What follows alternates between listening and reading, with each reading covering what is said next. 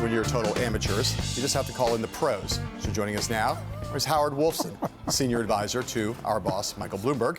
He's also the former deputy mayor of New York City and the former communications director for Hillary Clinton's 2008 campaign. And in Washington, D.C., the great Margaret Talev, Bloomberg's senior White House reporter. Howard, only because you're here, I'm going to start with you here and just ask you this question. What do you make at this moment of where we currently stand in the Democratic race, having some experience with long, bitter nomination fights? People are tired and people are getting bitter and tensions are beginning to manifest themselves in the day-to-day back and forth. I think at the end of the day, Hillary Clinton will be the nominee. She will not need superdelegates to become the nominee. And we all know that in this process, it is very difficult for the person in second place to catch up once they fall behind. We have no winner-take-all states on the Democratic side. But the campaign will likely go forward. Bernie Sanders is going to win more states. He's going to collect more money, and I assume he will go all the way to California. And hopefully, at some point, the two sides begin to ratchet down.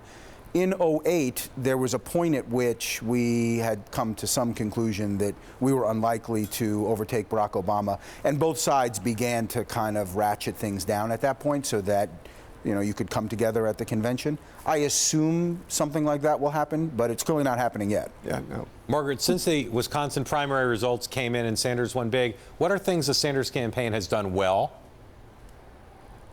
I mean, Sanders' campaign has done a couple things well. One is continue to inspire his supporters with the notion that, math aside, a comeback is still possible and he can still overtake her. If Wisconsin could happen, perhaps New York can happen or come close. If that could come close, perhaps California is the place where the magic happens. And it is this promise of something that's sort of beyond the bounds of statistical probability that has very much kept him alive. But what Secretary Clinton is doing much better in New York this week is tailoring a New York-specific campaign, and you're just seeing much less of that sort of differentiation and localization on Senator Sanders' part. I'm not criticizing this, but I'm asking you to unpack it because you're familiar with these things. What good does it do Hillary Clinton's campaign for her press secretary to go on Twitter and kind of engage in attacks and negativity towards the Sanders campaign? What purpose does that serve? I didn't see it, so I don't know exactly what you're referring to, but just the general. I won't say juvenile, but the kind of caustic, sarcastic back and forth using social media. Yeah, I guess I would attribute that to a general fraying of the nerves. But does it serve a purpose? It serves as an outlet for people's frustrations. Right. I'm not sure it necessarily serves an electoral purpose, although it seemed pretty clear to me that one of the messages that the Clinton campaign was trying to drive this week in New York was that she was tough enough to take on Donald Trump, and that she was tough enough to handle tough questions and difficult questions, and so maybe a little bit of punchball on social media may drive that a little bit. So one of the interesting things about this race on the Democratic side is that it's a mirror image of 2008, in which Hillary Clinton is now Barack Obama, and Barack Obama is now, or Hillary Clinton is Bernie Sanders, Hillary Clinton was Barack Obama. So here's my question for you, Margaret. I want to do a psychological question about where was Barack Obama's head at this point in 2008, and how did his aides deal with getting him to not be excessively self-destructively annoyed at Hillary Clinton sticking around long after the math made it impossible for her to win? The primary difference was that he was the underdog, even when he was clearly on a path to glide past her, and she has never been the underdog in this race. There was a point at which she, until the end, depending on how you count the states where he didn't compete, where she led in the popular vote and then was finally surpassed in the delegate vote. She is running ahead in both right now. So it's a different psychological game, but it's true in both cases that the aides and the advisors had to keep reminding these candidates to pace themselves and not to act too presumptive in a way that could catch up to them or embarrass them later. Right. So, Howard, my question to you, you dealt with Hillary Clinton a lot in 2008 in these circumstances.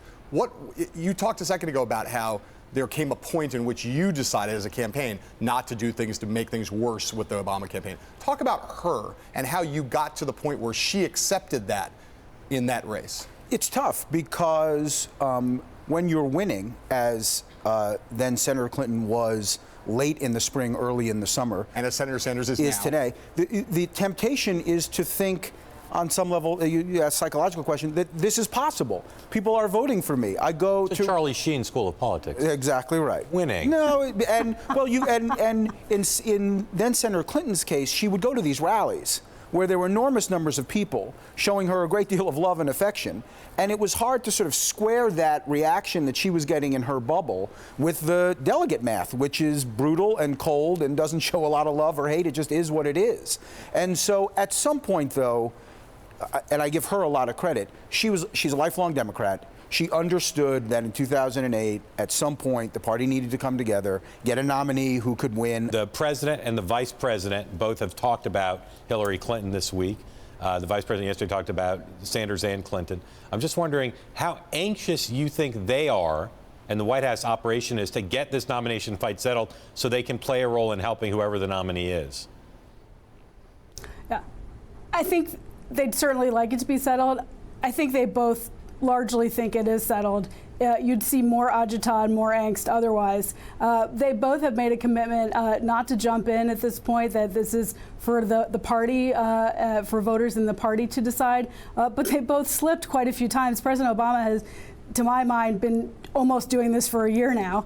And Vice President Biden almost did it yesterday in this interview that was released with Mike. So, but I think in both cases you're seeing a situation where they don't want to be part of a division. They want to be part of unifying the party. And so they're waiting for this to resolve itself before they can jump in. You've got a situation where Hillary Clinton, the public polling suggests, is up by maybe a dozen points. In New York. In New York. She's had some stumbles this week, but I think it's safe to say that she's had at least as good a week as Sanders since Wisconsin, and probably better. If you're Hillary Clinton's camp, are you worried at all now that somehow, because of his big crowds, the debate, something could lead him to win the primary, or is it done? I mean, debates can change things, and it is conceivable that he has an amazing debate and she has a terrible debate. She doesn't have a history of having many terrible debates. In fact, she's a really good debater, but he's a good debater too. But could the polls be wrong? Does big crowds spook you if you're in the Clinton camp? You have to be concerned, but all of the polling that I've seen, and I gather the campaigns have seen, and that we've all seen, suggests that she will get somewhere in the mid-50s in the state.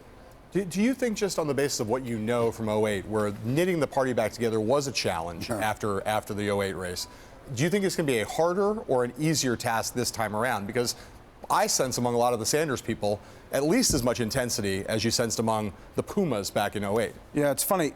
A month ago, I would have said it would have been easier because that race in 08 was pretty difficult at certain points. Yep. It now feels like it may be just as complicated. And that it will take some work on behalf of everybody to knit the thing back together. Is that exacerbated at all by her surrogates being pretty aggressive with Bernie Sanders and questioning his bona fides on some issues? Does that make it harder? I mean, look, you do have to continue to draw some contrast. This is going to go on until June, and it's only April. So you can't take your foot off the gas just yet. But at some point, I think you're going to have to kind of ease off the gas a little bit and recognize that, look, Sanders is going to win some states. He's not going to win enough of them by enough of a margin to be the nominee. And the important thing is to have a unified party going into the fall. Yeah, it seems to me that one of the great complexities here for Hillary Clinton is she's going to be dealing with someone on the other side who is not like what Hillary Clinton was to Barack Obama the last time around, which is to say a loyal Democrat. A loyal Democrat. That's right. Someone who's been a big challenge for her. Yeah. Margaret, if you look at Bernie Sanders and sort of get a read on where he stands, do you think he thinks he still can be the nominee, or is this now about accumulating delegates and influence for Philadelphia? It's certainly about trying to influence the conventions, but sure, if you're a candidate and you're still in the race, you have to believe there's a way you could do it.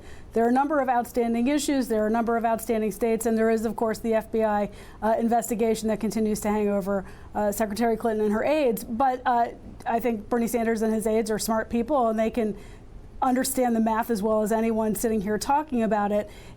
He's trying to do both, and you see him still competing very aggressively and talking very aggressively now. Certainly this could change by California depending on what happens in New York, what happens in that mid-Atlantic corridor, and what happens as we move west. Do you get the sense that the president would relish Donald Trump being the Republican nominee, both because he seems to like to talk about him and also because he thinks it would be relatively easy to beat him? Unless it isn't. Yeah, sure, the entire Democratic establishment would relish it unless they were wrong and unless he put her in a corner and he won. Then they'd all blame themselves for not doing more to stop it. So it's a risk, and I think everyone in the Clinton camp and in the Democratic Party understands that. If you're running Hillary Clinton's campaign, who do you want to run against as the eventual nominee, Donald Trump or Ted Cruz? Donald Trump. You do. Because? Because given his negatives, he's not electable, and he will put states in play that would otherwise not be. And the fact that he's as unpredictable as he is wouldn't give you pause? Cruz seems to be a largely conventional. predictable and conventional candidate.